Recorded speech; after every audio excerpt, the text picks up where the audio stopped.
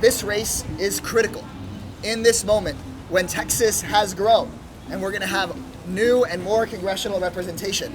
The question is what kind of representation it is that we're going to get. So we need progressive fighters in Texas. Texas is a red state, but that doesn't mean it's not home to some of the most interesting debates inside the Democratic Party. And that's exactly what's happening ahead of the March 1st primary. It's the earliest primary in the country this year, and progressives want to kick off the midterm cycle with a bang. National groups are focused on 3 congressional primaries here where they believe they can send the next class of progressive stars to Congress. Nothing beats the power of the people that are here and the people that are supporting our campaign at home. In South Texas, Laredo lawyer Jessica Cisneros is challenging Congressman Henry Cuellar again after coming up a few points short in 2020. In Dallas, State Representative Jasmine Crockett is running to succeed retiring Congresswoman Eddie Bernice Johnson with her vocal endorsement. Woman Eddie Bernice Johnson endorsed Crockett to fill her seat. And in a district running from Austin to San Antonio, Greg Casar, a former member of the Austin City Council, is running for an open seat. And changing this whole damn state and this country, that's what we're gonna do! All 3 seats are already held by Democrats, so this isn't about changing party control. This is about changing the kind of Democrats that Texas sends to Congress. Younger, more diverse, more ideologically to the left, and definitely more outspoken. This is a real chance to add prominent progressive voices from Texas to the national conversation. Jessica Cisneros, I think, already has catapulted herself from her performance in the last election to into some level of national prominence. Greg as well seems to be emerging that way, and Jasmine Crockett during the voting rights debate last summer, right, also commanded national attention for her work there. National progressive groups and their allies in Congress are especially focused on Cisneros and Casar. They both support things like Medicare for all and a $15 minimum wage. And they both have been endorsed by Bernie Sanders, Alexandria Ocasio-Cortez, and Elizabeth Warren. I'm excited to have a chance to lift my voice for my friend, Greg Casar. The biggest win for the left would be unseating Cuellar, a centrist, anti-abortion Democrat whose race took on new significance last month after the FBI raided his home in Laredo. Authorities haven't said what they were investigating, but he has denied any wrongdoing and stuck with his re-election campaign. Nothing can distract me from being laser focused on getting the job done for you and for South Texas the way I always have. Let me be clear, I'm running for re-election and I intend to win. New York Congresswoman Alexandria Ocasio-Cortez came to San Antonio in February to campaign for both Casar and Cisneros, and when it came to Cuellar, she didn't hold back. Days earlier, Cuellar's campaign had mocked her as a far-left celebrity who should be more concerned about her own congressional district. Representative Cuellar decided to put my name in his mouth, so let's talk about it. He does not believe in reproductive rights. And in this year, 2022, that is unacceptable.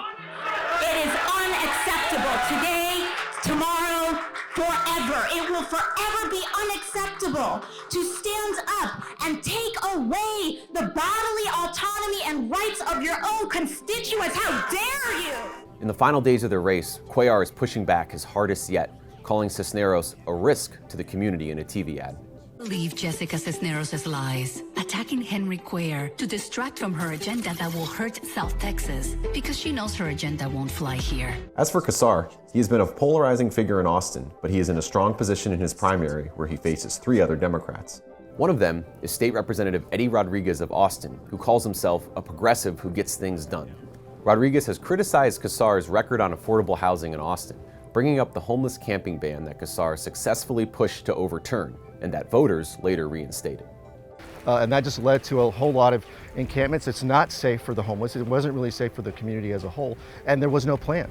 And it was a complete failure. In fact, the voters voted to overturn that. That is not making progress. That's going backwards. Housing the homeless, providing services, that is progress. That is doing the right thing for the homeless. In Cisneros' case, the primary is likely not the end of the story. Republicans believe that if she is the Democratic nominee, they have a good shot at trying to flip the district in November. Are you open to coming back and campaigning for her in the general election if she's the nominee? I mean, if she'll have me, I'd be more than happy to come back. Texas has a very special place in my heart. I know these communities, and I know that she has the potential to beat a Republican as well. That's not the only down-ballot primary where Democrats are contemplating what kind of nominee they put forward. In the 15th congressional district, also in South Texas, several Democrats are reckoning with their party's shortcomings in the region as they argue that they're best positioned to defend the open seat in November. It's Republicans' #1 congressional target in the state as they seek to show they can make new inroads in predominantly Hispanic South Texas. Plain and simple, right? The Democrats here in the district are different, just like myself. I'm a South Texas Democrat with South Texas values. I'm not a New York Democrat or a California Democrat. And we tend to be more moderate and more conservative in our views. And what's happening is that the Democratic Party took us for granted down here, and they weren't speaking to us. I think it's really important that we make sure we choose the right person who could communicate with the community that has, for multiple elections now, felt disengaged, neglected, and also just not encouraged to turn out to vote. So we need to make sure that we're prioritizing and choosing the right representative who has experience working with the community, who has relationships with the community, and who already comes into the game with that community support, and that's me.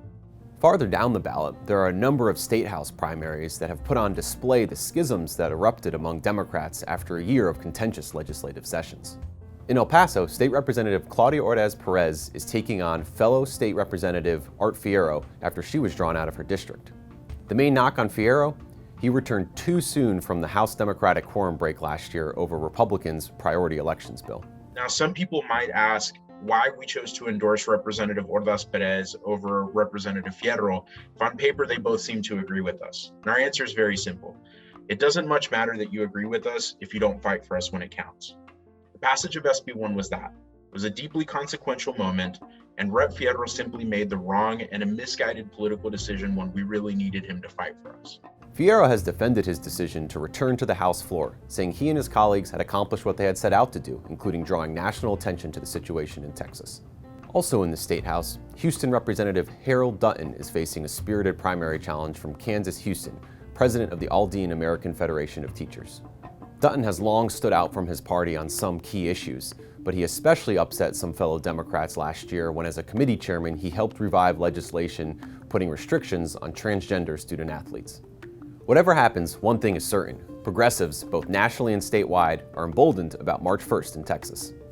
This is about making sure that we send a message. Do not mess with Texas. Progressive